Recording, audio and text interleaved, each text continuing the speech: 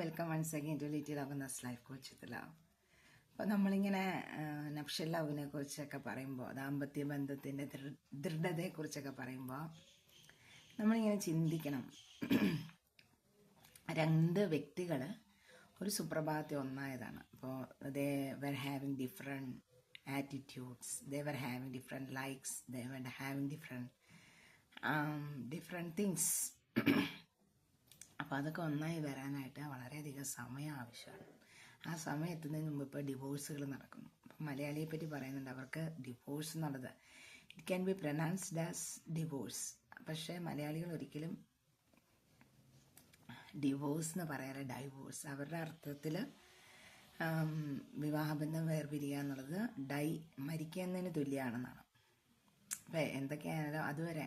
അപ്പോൾ നമ്മൾ വേറൊരു കാര്യം പറയും, ഒരിക്കലും ഒരു സ്നേഹിക്കുന്ന രണ്ട് മനസ്സുകൾ ഒരിക്കലും ഡിവോഴ്സ് എന്നുള്ളൊരു വാക്ക് പറയരുതെന്ന്. അവരുടെ കൊല്ലും തിന്നും എന്നൊക്കെ പറഞ്ഞോളൂ, പക്ഷേ ഡിവോഴ്സ് എന്നൊരു വാക്ക് പറയരുതെന്ന് പറഞ്ഞു കേട്ടിട്ടുണ്ട്.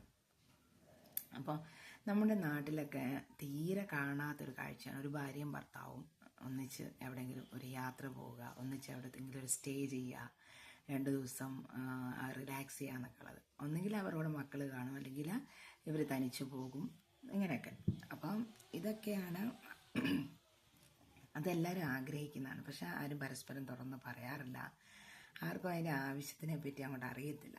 അപ്പം നമ്മളൊക്കെയും ഇങ്ങനെ ഓരോ ദിവസം ഓരോ രീതിയിലുള്ള ടെൻഷൻസും ഓരോ രീതിയിലുള്ള സ്ട്രെസ്സും ഒക്കെ ആയിട്ട് ഇങ്ങനെ വരുമ്പോൾ നമുക്കൊന്നും ഒരു സ്പേസ് കിട്ടുന്നില്ല, ഒരു ടൈം കിട്ടുന്നില്ല. നമ്മുടെ സ്പൗസിനോട്, നമ്മുടെ പാർട്ട്ണറിനോട് കാര്യങ്ങൾ തുറന്നു പറയാൻ, അല്ലെങ്കിൽ വീട്ടിലാണെങ്കിലും ഒന്ന് ഒച്ചയിടാൻ പോലും പറ്റാത്ത അവസ്ഥയായിരിക്കും. അപ്പോൾ ഇതൊക്കെ ഷെയർ ചെയ്യണമെങ്കിൽ യു മസ്റ്റ് ഗോ ടുഗെദർ.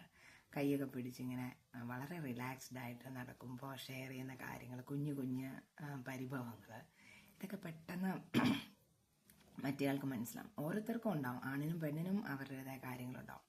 അപ്പം ഇതൊന്നും ശ്രദ്ധിക്കാതെ വെറും മെക്കാനിക്കലായിട്ട് ലൈഫ് രാവിലെ എഴുന്നേൽക്കുന്നു, ഒരുപോലെ പോകുന്നു, വൈകിട്ട് ചടങ്ങിന് മാത്രമായിട്ട് നടത്തുന്ന സെക്ഷൽ റിലേഷൻഷിപ്പ്, ഇതൊക്കെ ആകുമ്പോഴാണ് ദാമ്പത്യം പെട്ടെന്ന് പൊട്ടി തകരുന്നതെന്ന് ആണ്. പോരാഞ്ഞിട്ടിപ്പോൾ മൊബൈൽ എന്ന് പറയുന്നൊരു കൂട്ടുകാരനുണ്ടെങ്കിൽ 2 പേരുടെ സമയം വേറെ വഴിക്കും പോകും. അതിൽ നിന്നൊക്കെ തിരിച്ച് വന്ന് നിങ്ങളുടെ പാർട്ട്ണർ നിങ്ങളുടെ ഒപ്പം വേണം എന്നുണ്ടെങ്കിൽ നിങ്ങൾ you must spend your quality time. ആ ടൈം എന്ത് വില കൊടുത്ത് നിലനിർത്തുക എന്നുള്ളതാണ്. അത് തട്ടിക്കൊണ്ടു പോകാൻ നിങ്ങൾ ആരെയും സമ്മതിക്കരുത്. അങ്ങനെ എന്തെങ്കിലും ഒരു ഒക്കേഷൻ വരികയാണെങ്കിൽ പോലും അതിനെ കട്ട് ചെയ്യാനുള്ള രീതിയിലുള്ളൊരു പാകത മറ്റേയാൾക്ക് വേണം. കാരണം നമ്മൾക്കൊരു ലൈഫേ ഉള്ളൂ അല്ലേ. നമ്മുടെ ആ ലൈഫ്, അതിലെ സമയം വേറൊരാൾ കൊണ്ടുപോയിട്ട് പിന്നെ നമ്മൾ ദുഃഖിച്ചിരുന്നിട്ട് കാര്യമില്ല. അപ്പോൾ ബി വൈസ്.